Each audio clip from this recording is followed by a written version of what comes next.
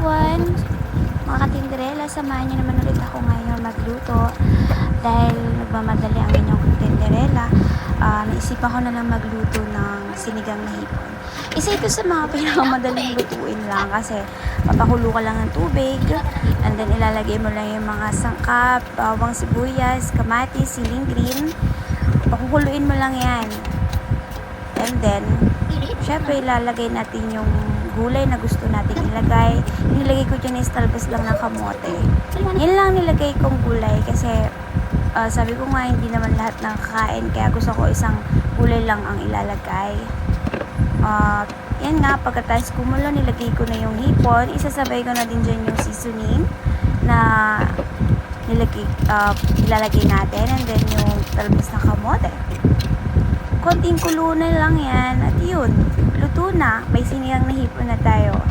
Diba? Napakadaling lutuin. Ayan, enjoy eating. Maraming salamat sa inyo sa panonood. God bless.